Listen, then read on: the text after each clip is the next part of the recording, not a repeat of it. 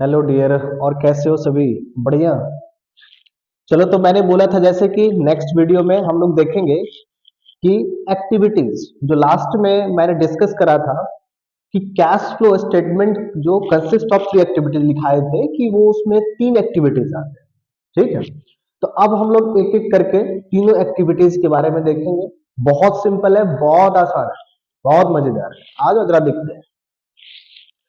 तो पहला हम लोग लिखे हैं, यहाँ पे लिखे हैं कि ऑपरेटिंग एक्टिविटीज। ठीक है, these are the principal revenue generating principal revenue generating principal revenue generate करने वाले। मतलब क्या कि जहां से बिजनेस में सीधा इनकम जनरेट हो रहा, ठीक है, उसको बोलते हैं प्रिंसिपल रेवेन्यू जनरेटिंग एक्टिविटीज। ठीक है, ऑफ द बिजनेस। इसमें कुछ और भी आएगा, जरा देखते हैं। And it also includes other activities which are not related to investing and financing activities. पहले वाले में देखे थे कि जो मेन सोर्स है जहां से बिजनेस में इनकम जनरेट होता है उसको हम क्या बोलते हैं? Operating activities. उसके साथ साथ ऐसे सभी अदर एक्टिविटीज, वो सारे एक्टिविटीज जहां से इनकम तो जनरेट हो रहा है लेकिन वो क्या है, इन्वेस्टिंग या फाइनेंसिंग कैटेगरी में ना आता हो। ठीक है, वो सारे क्या माने जाएंगे? ऑपरेटिंग एक्टिविटीज का पार्ट। ठीक है, कुछ एग्जांपल इसके दिए हुए हैं, जरा देखना है एक बार कि receipts from sale of goods and providing services. Receipts from sale of goods and providing services. Goods के बेचने से या फिर अगर सर्विस प्रोवाइड कर रहे हैं, सर्विस दे रहे हैं, तो वहां से, ठीक है, जो भी जनरेट होगा इनकम, वो क्या माना जाएगा? ऑपरेटिंग एक्टिविटीज में। और भी चीजें हैं, और भी एग्जांपल्स हैं, जैसे receipt from trade receivable. Trade receivable में हमारा क्या आ जाता है? जैसे डेटर हो गए, ठीक है, या फिर बीआर। ये सब किस कैटेगरी में आता है? Trade receivable.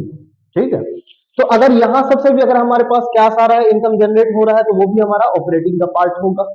Next, receipt from royalties, fees and commission. ठीक है, रॉयल्टीज का मतलब क्या होता है कि अगर हम किसी को एसेट्स यूज करने के लिए दिए हैं, एसेट्स यूज करने का राइट दिए हैं, तो उसके बदले में हमें जो इनकम मिलेगा वो हमारा किस कैटेगरी में आता है? रॉयल्टी। फीस, फीस तो सबको पता है। ठीक है, जैसे टीचर हो गए, डॉक्टर हो गया, वकील हो गए, ये सब अपने अपने चार्जेस लेते हैं सर्विस देने के, वो फीस कैटेगरी में आता है। कमीशन, अगर बिजनेस के अंदर कोई पर्सन गुड्स को सेल कर रहा है या सेल को प्रमोट करने के लिए अगर बिजनेस के ऑनर या एम्प्लॉयर ने स्टाफ रखा हुआ है, तो उसको क्या देगा? कमीशन। लेकिन अगर हम कहीं से कमीशन रिसीव कर रहे हैं खुद सर्विस देके, ठीक है, तो हमें क्या मिलेगा? कमीशन। तो वो भी रिसिप्ट्स। ठीक है, यहाँ पे रिसिप्ट्स की बात है। पेमेंट की बात आएगी तो फिर स्वाभाविक है, एक इनफ्लो कैटेगरी में जाएगा, दूसरा आउटफ्लो की कैटेगरी। पेमेंट का है, payment for purchase of goods. अगर हम गुड्स खरीद रहे हैं तो वहां पे करेंगे।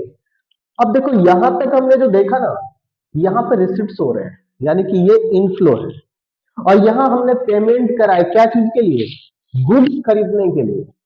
ठीक है, पे कर रहे हैं। अगले वाला देखो, payment of wages, salary and other expense to employees.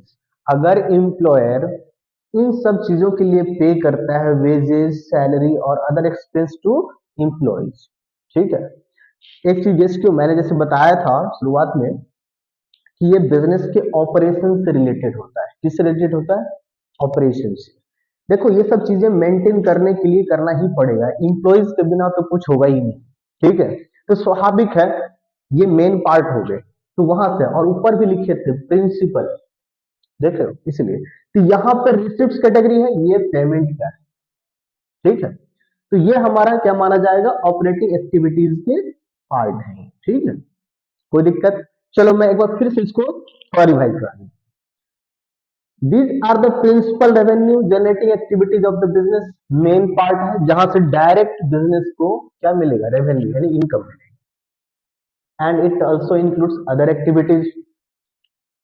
Which are not related to investing and financing, वो सारे एक्टिविटीज भी ऑपरेटिंग माना जाएगा जो इन्वेस्टिंग या फाइनेंसिंग कैटेगरी में नहीं है। कुछ एग्जांपल्स देखें, क्लियर है अब? तो चलो ठीक है, इसको नोट करो, फिर हम देखेंगे नेक्स्ट एक्टिविटी जो हमारा इन्वेस्टिंग एक्टिविटी। ठीक है, इसको नोट करो।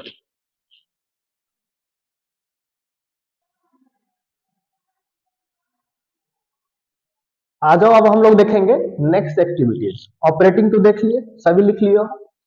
अब देखेंगे इन्वेस्टिंग एक्टिविटीज। पहले तो इस टर्म का मतलब समझ लो कि इन्वेस्टिंग एक्टिविटीज सीधा ये इन्वेस्टमेंट से रिलेटेड होगा। ठीक है, इन्वेस्टमेंट या तो हम एसेट्स में करते हैं या शेयर डिवेंचर्स में। ठीक है, तो आ जाओ, अभी हम पहले इसकी डेफिनेशन देखते हैं, फिर इसको थोड़ा सा जो छोटे छोटे इसमें टर्म्स आएंगे उसको भी देखेंगे। ठीक है, investing activities are the acquisition, acquisition का मतलब होता है परचेज करना, and disposal sale of the long term assets and investment. Long term assets and investment को खरीदना और बेचना, इससे जो कैश का इनफ्लो होगा या आउटफ्लो होगा इसमें, उसी को हम किस कैटेगरी में रखते हैं? Investing activity. Purchase of asset, purchase of investment, या sale of investment, purchase of investment. दो वर्ड आए, एसेट्स एंड इन्वेस्टमेंट।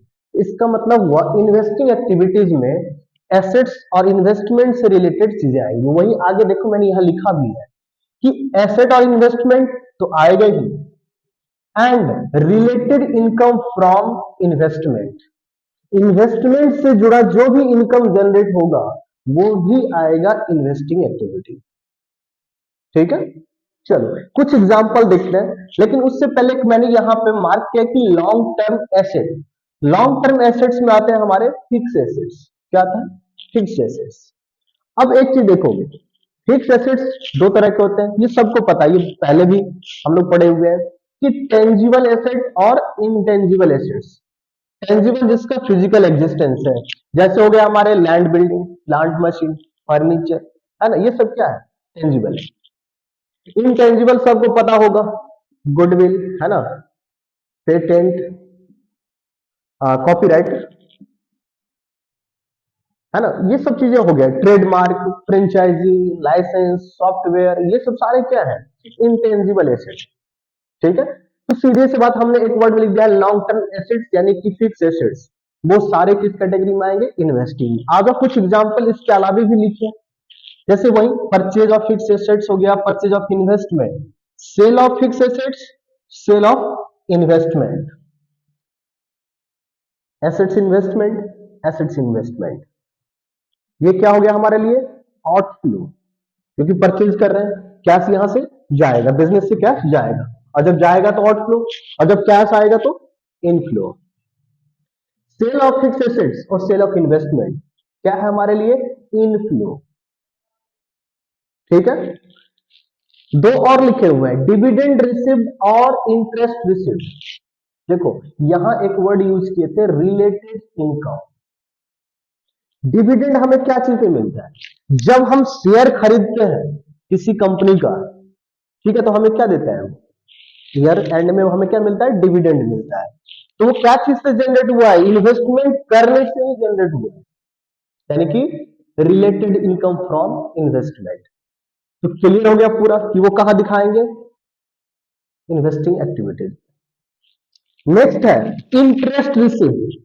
अगर मान लो कि हमने डिवेंचर खरीदा हुआ है, डिवेंचर में इन्वेस्ट करा है, तो वहां से क्या मिलेगा? इंटरेस्ट मिलेगा ना। या फिर किसी को हमने लोन दे रखा है, ठीक है, बड़ा सा अमाउंट, ठीक है, तो और ज्यादा समय के लिए दे रहे हैं तो स्वाभाविक इंटरेस्ट तो मिलेगा ही। तो वो एक तरह से वो भी क्या इन्वेस्टमेंट है, वहां से रिटर्न के रूप में क्या मिल रहा है? इंटरेस्ट। तो related income from investment, asset and related income from investment. कभी कभी एसेट भी हम प्रॉफिट में सेल करते हैं तो उससे जनरेट हो रहा है, वो भी आ जाएगा, तो पैसे तो उतने ही आएंगे ना। ऐसा थोड़ी ना है कि अगर हमने 10,000 के एसेट्स अगर 15 में बेच रहे हैं तो सिर्फ 10,000 कैश आएगा, नहीं, 15,000 आएगा। तो रूल्स क्या कहता है? ES3, जितने भी कैश आ रहा है बिजनेस में, इनफ्लो, उसको लिखो बिंदास। ठीक है, अब समझ में आ गया होगा, क्लियर है। ठीक है, तो ये हमारे रिलेटेड इनकम, ये सब तो डायरेक्ट है बट वो रिलेटेड। तो इस चीज को ध्यान रखना है कि इन्वेस्टिंग एक्टिविटीज में एसेट्स और इन्वेस्टमेंट से जो इनफ्लो या आउटफ्लो ऑफ कैश हो बनेगा वो दिखाएंगे, और रिलेटेड जो भी इनकम होगा जनरेट होगा, या लॉस भी हो सकता है, लॉस भी, इनकम तो लिखे ही है रिलेटेड इनकम। अगर मान लो कि लॉस हो गया, कभी कभी loss on sale of assets, assets बेच रहे हैं, लॉस बेच रहे हैं, ठीक है, तो वो तो एडजस्ट ऑलरेडी स्वाभाविक है, अगर 10,000 का हम 5,000 में बेचेंगे तो ऑलरेडी 5,000 ही कैसा आएगा, वो तो ऑलरेडी एडजस्टेड होता है, इसीलिए इसको नहीं लिखा है। ठीक है, तो इसलिए ऑपरेटिंग का पार्ट जाता है, इसमें हम दिखाते हैं नॉन ऑपरेटिंग इनकम को माइनस करके, नॉन ऑपरेटिंग एक्सपेंस है तो उसको प्लस करके, वो सब देखेंगे, अभी फॉर्मेट बनाएंगे बिल्कुल क्लियर, रेडी रहो पूरा एनर्जी से। इस बार सीबीएसई के सारे स्टेप ब्रेक करते चलो, रिकॉर्ड क्रिएट करो।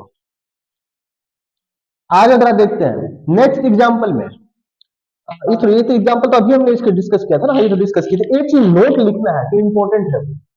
होता क्या ना कि देखोगे जब बैलेंस शीट, तो बैलेंस शीट के अंदर आता है एक हमारा खास एसेट्स में फिक्स एसेट्स, करंट एसेट्स, और करंट एसेट, गौर से सुनना, अच्छे से समझना और इसको लिख लेना बढ़िया से, कि अगर करंट एसेट्स का हेडिंग दिया हुआ है, ठीक है, और उसके अंदर हमें दिखता है इन्वेस्टमेंट, करंट एसेट्स के, ध्यान रखना, करंट एसेट्स के अंडर हमें दिखाई दे इन्वेस्टमेंट, वो हमारा कैश इक्विवेलेंट के बराबर होता है, यानी कि वो यहां नहीं आएगा।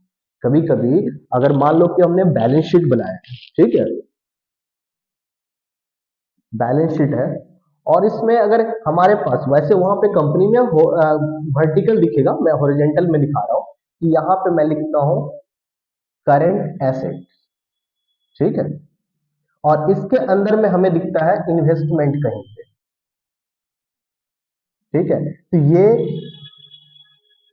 कैश इक्विवेलेंट है, ठीक है, तो ये बैलेंस शीट तो नहीं दिखेगा हॉरिजॉन्टल में, वो अब दिखेगा, अब तो चीजें बदल गई है, सब कुछ ऐसे ही फॉर्मेट रहेगा। और इस तरह से पहले हम ये इक्विटी एंड लिएबिलिटीज बुक में देखी ना, यहाँ पे एसेट रहेगा, तो उसके अंदर हमारा करंट एसेट्स में अगर इन्वेस्टमेंट दिख गया, उसको क्या मानेंगे, कैश इक्विवेलेंट। क्लियर है पूरा, चलो ठीक है, अब इसको नोट कर लो तब तक, ठीक है, और उसके बाद हम लोग का एक लास्ट एक्टिविटी है, हमारा थर्ड कौन सा, फाइनेंसिंग एक्टिविटीज, ठीक है, इसको लिख लो।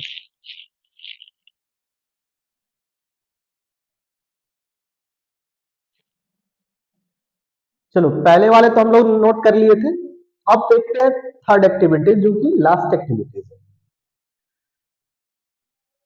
Those activities which show the change in size and composition of owner's capital and borrowings of the business from other sources are called, क्या कहलाएगा, फाइनेंसिंग एक्टिविटी। अब समझ में आ गया होगा, ठीक है, वो सारे क्या कहलाएंगे, those activities which show the change in size and composition, कितनी क्वांटिटी में है और कितना है कि नहीं, ये क्या चीज का, तो owners capital and borrowings from, और borrowings of business from other sources, हमने बाहर से कितना लोन ले रखा है या पैसा पब्लिक से कितना पैसा ले रखा है वो, और ऑनर ने कितना कंट्रीब्यूट कर रखा है बिजनेस में, इसकी कितनी क्वांटिटी है ना, वो अगर हम देखते हैं तो वही सब क्या कहलाता है, फाइनेंसिंग एक्टिविटीज, ठीक है। अब देखो यहां पे honours capital, equity share holder कौन होता है, ऑनर होता है, बताइए। बोरोइंग्स में लोन भी आ जाते हैं, लॉन्ग टर्म जो जितने भी प्रोविजंस होंगे, डिवेंचर, ये सब आ जाता है, ठीक है। तो फाइनेंसिंग एक्टिविटीज की डेफिनेशन मालूम चल गया, दो मेन चीजें हैं वो, ऑनर्स कैपिटल एंड बोरोइंग्स, ठीक है। अब देखते हैं कि इसके एग्जांपल ऑल क्लियर हो जाएगा। ये देखते हैं कि proceeds from the issue of share, proceeds, proceeds का मतलब क्या होता है, जिसको हम रिसिप्ट्स बोलते हैं, ठीक है, कितना पैसा मिल रहा है, कितना इनफ्लो हो रहा है। शेयर इशू करते हैं तो स्वाभाविक उसके बदले हमारे पास कैश आएगा। तो proceeds from the issue of shares, proceeds from the issue of debenture, ठीक है, बॉन्ड्स एंड लोन्स, डिवेंचर से, बॉन्ड्स से एंड लोन्स, ध्यान रखना है ये। Proceeds from the issue of debenture, bonds and loan, अगर इन सब से भी कैश आ रहा है बिजनेस में तो किसका पार्ट है वो, फाइनेंसिंग का, ठीक है। Payment for buy back of equity share, buy back, हमने पहले मार्केट में क्या इशू किया, शेयर इशू किया। अब किसी भी कारण से, खासकर जब स्ट्रॉन्ग पोजीशन हो जाता है ना, तो सोचता है कि क्यों इतना मार्केट में हम शेयर रहने दो, तो कुछ वो वापस ले लेते हैं, इसको वापस खरीद लेते हैं, उसको बोलते हैं बाई बैक। उस टाइम पे हमें क्या करना पड़ेगा, पेमेंट करना पड़ेगा। तो ये दोनों पार्ट में हम देख रहे थे कि ये इनफ्लो दिखा रहा था, अब ये पेमेंट करेंगे, कैश जाएगा outflow. Redemption of preference share, redemption या रीपेमेंट, यानी कि वापस करेंगे पैसा, किसको किसको, प्रेफरेंस शेयर को और डिवेंचर के लिए, प्रेफरेंस शेयर के लिए डिवेंचर, प्रेफरेंस शेयर होल्डर को, डिवेंचर होल्डर, ठीक है। डिविडेंड पेड, क्या चीज पे, on equity and preference share,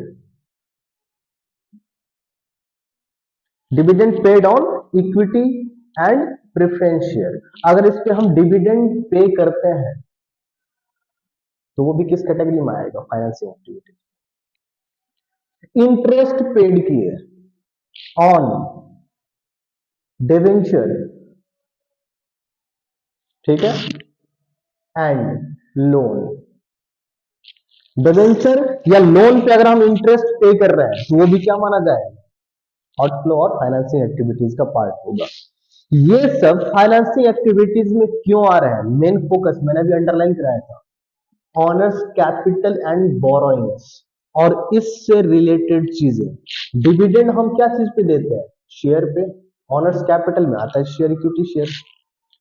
interest paid क्या चीज पे पे करेंगे, बोरिंग, जिसके अंदर आता है डिवेंचर और लोन, ठीक है। एक जो सबसे इंपॉर्टेंट है, इस पे ध्यान देना है, कंफ्यूजन यहां जनरेट होता है, बाकी चीजें तो हमें पता है कि दो चीजों पे ध्यान रखो, इससे रिलेटेड चीजें सब जाएगा फाइनेंसिंग, बट जो मेन है, जहां पे गलती करते हैं, है ना, तो इस चीज को ध्यान रखना है सभी, ठीक है। और ये क्वेश्चन में इसलिए देते हैं कि ताकि हमें कंफ्यूजन में डालेगा और हम गलती करके आएंगे, तो इस चीज को ध्यान रखना है, ठीक है। जैसे कि change in bank overdraft and cash credit, अगर बैंक ओवरड्राफ्ट है या कैश क्रेडिट है, ठीक है, तो ये सब भी किसमें दिखाएंगे, फाइनेंसिंग एक्टिविटीज के अंदर, ठीक है। एक सेकंड, चलिए सॉरी, मैं एक्चुअली बाहर गया था अभी। यहाँ पे आप लोगों को पता ही होगा कि अयोध्या में श्री राम जी आने वाले हैं, तो इसीलिए थोड़ी उसकी बाहर तैयारी चल रही है, तो थोड़ा सा वहां पे म्यूजिकल इन्वायरमेंट है भी, तो उसका थोड़ा सा इफेक्ट आने तो मैं यही देखने चला गया। चलिए कोई बात नहीं, ठीक है, थोड़ा सा लोग डिस्टर्ब होंगे। आज तो देख लेते हैं कि इसमें हम लास्ट में डिस्कस कर रहे थे कि bank overdraft and cash credit, ठीक है। कुछ टीचर या फिर आप देखेंगे, अगर स्कूल में भी शायद कहीं पे बता दिए होंगे, लेकिन इस चीज को ध्यान रखना है कि कुछ टीचर इसको बोलते हैं कि नहीं, हम इसको कैश इक्विवेलेंट की तरह दिखाएंगे, वैसे बहुत सारा थ्योरी था बट अब क्लियर हो चुका है। और मैं तुमसे बता दूं कि ये कभी भी ध्यान रखना, ये कैश इक्विवेलेंट सब में नहीं दिखाया जाता, ये फाइनेंसिंग एक्टिविटीज का पार्ट होता है, ठीक है, एकदम क्लियर, इस चीज को ध्यान रखना है। वैसे जितने भी मॉडिफाइड रूल्स आ गए हैं और या फिर एएस3 जो रिवाइज्ड है, उसमें प्रॉपर बता दिया गया है कि इसको हमें क्या चीज को कंसिडर करना है, फाइनेंसिंग एक्टिविटीज, ठीक है। तो इन चीजों को ध्यान रखना है, मेन फोकस हमारा यहां पे होना चाहिए कि bank overdraft and cash credit क्या माना जाएगा, फाइनेंसिंग एक्टिविटीज का पार्ट, ठीक है। तो चलो हम लोग देखें, अभी तीन एक्टिविटीज देखें, कौन कौन सी एक्टिविटीज देखें, operating activities, investing activities, financing. Operating क्या चीज से रिलेटेड था, बिजनेस के डे बाय डे जो भी वर्क होता है, रेगुलर वर्क जो होता है उससे रिलेटेड या मेंटेनेंस से रिलेटेड होता है, इन्वेस्टिंग हमने देखा था अभी क्लियरली कि वो लॉन्ग टर्म एसेट्स और इन्वेस्टमेंट से रिलेटेड होता है, ठीक। और उससे जो भी जनरेट होता है इनकम, उसको हम कंसिडर करते हैं इन्वेस्टिंग एक्टिविटी। फाइनेंसिंग में ऑनर्स कैपिटल, है ना, ऑनर्स कैपिटल एंड बोरोइंग्स, यानी ये बात करेगा हमेशा लिएबिलिटीज की। कैपिटल भी बिजनेस के लिए क्या होता है, लिएबिलिटीज होता है। बोरोइंग्स भी क्या है, लिएबिलिटीज। तो क्लियर देख लो एकदम शॉर्ट में, ये लिएबिलिटीज से रिलेटेड होता है। ऑपरेटिंग बिजनेस का ऑपरेशन, यानी कि सेल परचेज से। इन्वेस्टिंग एसेट्स और क्या चीज से, इन्वेस्टमेंट से। क्लियर बात कर रहा है वो एसेट की, एक ने बात करा सेल परचेज यानी कि इनकम और एक्सपेंस, एसेट और एक लिएबिलिटी। क्लियर एक्टिविटीज है ये, कोई दिक्कत नहीं है, बहुत आसान है। तो अब हम लोग जो है सो जो हमारा नेक्स्ट क्लास होगा और नेक्स्ट वीडियो में हम लोग देखेंगे कि इसका फॉर्मेट और न्यूमेरिकल्स, इतना बेस्ट फॉर्मेट भी रहेगा, बहुत क्लियर प्रेजेंटेशन के साथ हम लोग देखेंगे। और कोशिश करना जितना हो सके ये जो भी लिखे हैं, एक बार जो मेन चीजें होती है ना उस पर फोकस करना है। तीन चीजें, एक्सपेंस इनकम यानी कि सेल परचेज से related operating, asset investment investing activities, honours capital borrowings financing activities. और इससे जनरेट होने वाले इनकम जो जिससे रिलेटेड है वो उसी कैटेगरी में जाएगा, ठीक है। तो आई होप, मुझे उम्मीद लग रहा है कि आप लोगों को समझ में आ गया सबको, ठीक है। तो कोशिश करना, एक काम करना कि जितना हो सके अपने फ्रेंड्स में, ठीक है, जानने वाले को शेयर कर दो और खुद तो सब्सक्राइब करो ही, कोशिश करो जितना हो सके बढ़ाने का, क्योंकि अभी शुरुआत है। और मैं कोशिश करूंगा कि जितना हो सके और भी वीडियो जल्दी जल्दी लेके आऊं, और ताकि भी पेपर भी और सपोर्ट मिल जाएगा, हेल्प हो जाएगा, ठीक है। लेकिन थोड़ा आप लोग भी थोड़ा हेल्प करना, सब्सक्राइब करते रहो, शेयर करते रहो, तोड़ फोड़ चलेगा अभी आगे, बिंदास। सारे कॉन्सेप्ट, सारे रूल्स, वैसे भी जो मैं क्लासेस ले रहा हूं तो उस सब में ग्रुप ही होता है अकाउंटिंग एक्सपर्ट, मतलब क्या, एक्सपर्ट बना के छोड़े, है कि नहीं। अकाउंट्स में कहीं कोई प्रॉब्लम नहीं आएगा, चाहे वो वीडियो में ही आप लोग क्यों ना देख रहा हो, लेकिन कोई कॉन्सेप्ट नहीं बाकी रहने देंगे, ठीक है। न्यूमेरिकल्स भी कराएंगे उस कॉन्सेप्ट बेस पे, बिंदास रहेगा, पूरा एंजॉय करो, कोई प्रेशर टेंशन नहीं लेना है। एग्जाम तो खतरनाक जाएगा, ताबड़तोड़, है कि नहीं। पिछले बार भी बेस्ट था, इस बार भी बेस्ट ही रहेगा, इसलिए पूरा इस चीजों को खाली थोड़ा सा एकदम ज्यादा नहीं, प्रेशर लेके कभी भी नहीं, बिंदास एंजॉय करते हुए वीडियो भी एंजॉय करो। और जो चीजें मेन फोकस है उसको अंडरलाइन करो, कॉपी पे लिख दो ना, मार्क कर दो उसको। क्यों, जब रिवाइज करेंगे ना तो उस चीज हाईलाइटेड पॉइंट पे दिमाग जाएगा, ठीक है। बिंदास, ठीक है, मिलते हैं नेक्स्ट वीडियो में, बाय।